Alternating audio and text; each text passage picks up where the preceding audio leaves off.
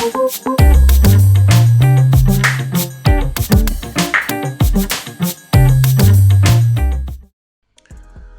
good day and welcome back to the Family Cyber Clinic. This week we're going to be discussing TikTok. Yes, you heard me right, TikTok. I know that it's a different platform, it's a different social media platform, but I'm aware that there are kids on this platform whose parents need advice on how to usher them while they engage on TikTok.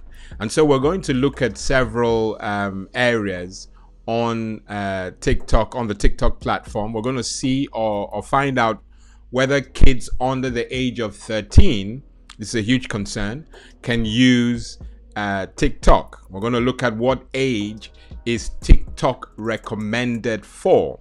We're also going to look at how to make our TikTok accounts private. We're also going to be looking at parental controls. I know that there are guidelines. Does TikTok have parental controls? We're going to look at that, and at that point I will do a demo using the phone so you can. Yes, I had to create a TikTok account. I had to sign up so that I have the opportunity to show you how to harden or lock down your TikTok account. All right, so we'll look at how to make it private, and we're going to look at some parental controls. Okay, so we'll just dig in, and it's vital to many who are on the platform. They want to know what is TikTok before we start talking about its appropriateness.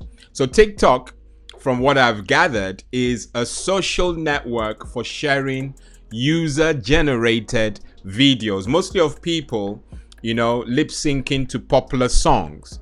That is the ethos, and I think that's there was a platform called Musical.ly, and that's where that was born. So I think that's what gave birth to TikTok. Users can create and upload their own videos where they lip sync, sing, dance, or even just talk. So that's the ethos of the platform.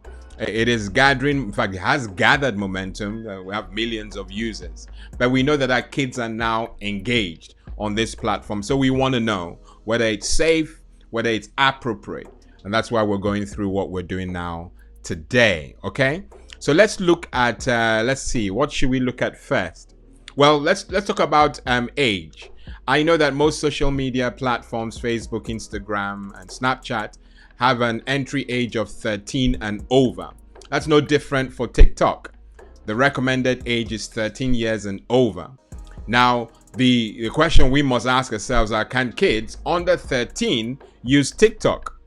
And I'm not really happy to say, but the reality is kids under 13 are using TikTok and they're really engaged. And that can be or should be a concern to parents on the platform, unless they know exactly what this platform is up to. And that's our duty. That's where we come in. Okay. So kids can, because when you sign up, like I had to do, you're just presented with a query for your name and your date of birth. Go figure. So bottom line is you put anything in there, which we don't recommend, of course, and you get signed up. There is no real check that I can see, none that I could see. And so parents must get involved in the sign up process for kids who are 13 and over. Parental guidance is ultimately encouraged. That's what we will push through. Okay, so kids can, but they need not if we're involved. All right. So the two things that I think we should do very quickly is show you the parent how to enable parental controls. And to do that, I'll go to my phone. Just bear with me. We'll go here, and you should see, you should see the phone come up. Yes. And now you can see the icon just at the very bottom. You can tell because I just installed it. Okay.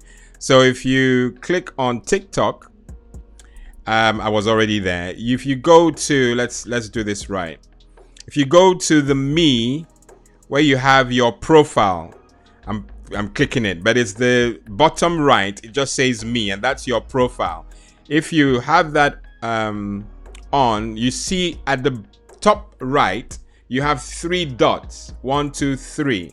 If you click on that dot or those dots, it gives you settings and privacy. And in there, if you scroll all the way down under the general section, you have what's called digital well-being, and there's a symbol of an umbrella. If you click on it, you see there are 2 options there: screen time management, and you have restricted mode. The screen time management, that's a setting that limits users to a maximum of 2 hours on the app per day. More than enough if you ask me, but you can limit it to 40 minutes. So you can even go further. If you're only enabling it on your kid's phone, you choose a passcode to lock the setting. So if I click on screen management, you can see it says manage your screen time. It says the second one is when the time limit is reached, a passcode is required to keep using TikTok. And then you can also set a passcode. That's the third option. You can also set a passcode to keep using TikTok or turn screen management off in the future. And then you have the time limit that you find at the bottom there. It's set to 60 minutes, but 40 minutes is recommended. Okay, or I should say 60 minutes is recommended. Perhaps the 40 minutes was some time ago. So I simply click on turn on screen time management, and then I set a passcode. Okay, so I'll set a passcode. It's going to ask me to confirm. I've confirmed, and now screen time management is on, and that's it. Okay, so if you did this on your kid's phone, then you have and because you've added a passcode, your young one cannot do anything that the screen time management you've just enabled does not allow him or her to do. So that's crucial. All right, so that's screen time management. We go to the second, which is restricted mode. Now this one is exciting for me anyway, because you have a similar setting in Google Chrome. You have it on YouTube, restricted mode. So restricted mode is something that we hold dear and very high on this platform, because it prevents inappropriate content, being served to our young ones. And that's crucial. It blocks mature content. But even with this filter on, like we discussed, if you watch the video on restricted mode on YouTube, even with the filter on, you know that things do still come in, because it's not 100%, but they are way up there in terms of how much of it gets filtered out. So if you're enabling this, understand that the kids using the app on their own, they may still come across the age-inappropriate content, So lock the setting with a passcode. It's crucial. It's crucial. It doesn't mean you hands off your young one while they're engaging on TikTok because you've enabled this. You just have to, it gives you some freedom, but don't totally ignore, because the TikTok are constantly working on making this filtration or filtering better. So it's not 100%, but it's very close.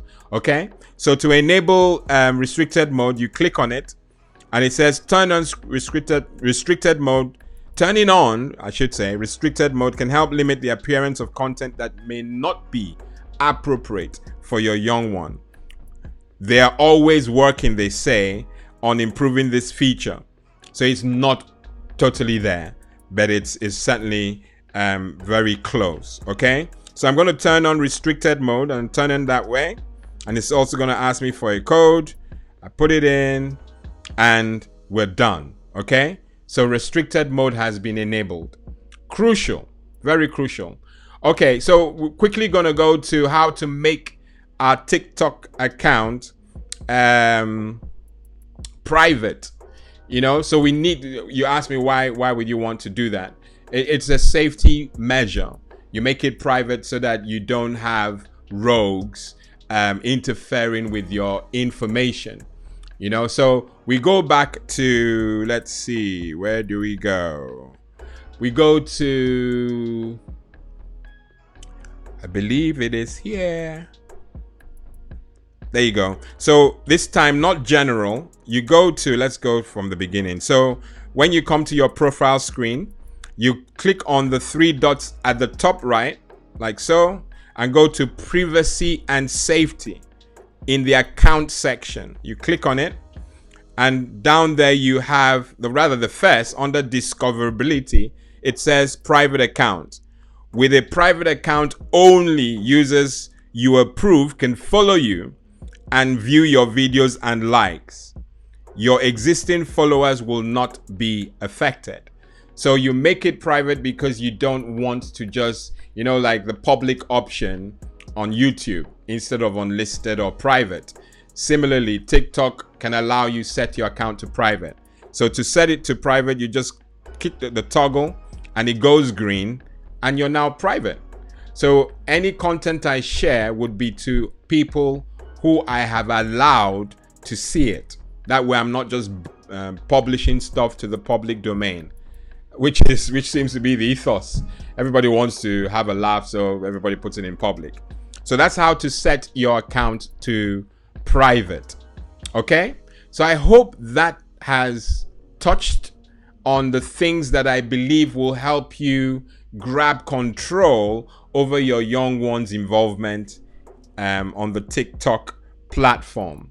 If there's a need to address other concerns that we believe parents may have, we'll do that by uploading a new video. But please send in your comments, send in any questions you may have around this. Engage. I've said it before, you have to engage. If you don't engage, it is really hard to see how we would be able to address all your concerns. We know that you want the internet journey of your young ones to be incident free. And this information that we upload every week is to help you achieve that goal. So I hope this has met you well. I certainly want you to be empowered and equipped to tackle any issue, regardless of platform. Okay? Good stuff. So as we do each week, we generally talk about stuff that that's trending on clinic news. And I know that I intend to, and I think this will address it, I intend to go over broadband routers, and so help me God, I will choose 3. At the moment, I have Sky Broadband, and I would do a video on Sky Broadband parental guidance or parental control features. I think it's called Sky Broadband Shield. I'll do a video on that and show you how you can gain from enabling it. And it's quite important that these videos go out, because if you stop the stuff from the broadband level, it makes the browsing experience incident free. It's not going to be totally incident free, but at least you have less coming in because you're blocking it at source. So I'll do Sky Broadband, and I can only do only the 3. So I'll do Sky, I'll do BT, and I'll do Virgin Media. Maybe they have a different name now, but those are the 3 I can do because I know people who have those. So I'll go to their houses, go through and then take videos so I can share the experience with you. Yes, we go to that extent to make sure that we can meet your demands. Okay, so that's the clinic news. I also want to use this opportunity to thank those. Actually, nobody attended. Nobody. Okay, so I'm not thanking you for attending the live Q&A, which was last week. Only one person, and the name is withheld. Just one person attended. I understood that there were clashes in bookings. Other people had other meetings and all that, and they were leaning on the fact that the video would be uploaded and that I was going to address a question anyway. The next Q&A, live Q&A, will not be that way, because I really don't want a situation where we do a live Q&A and you're not there. So we will only answer questions that are presented on the day. Now, if after 15 minutes, because it's always going to be an hour, if after 15 minutes there are no questions, we'll just end the show. I'd love to see that happen, but that's the plan because we really want to engage with you. Please like this video, tell your friends about this channel. I want engagement. I want engagement, and I'll do anything that's required to achieve that, okay?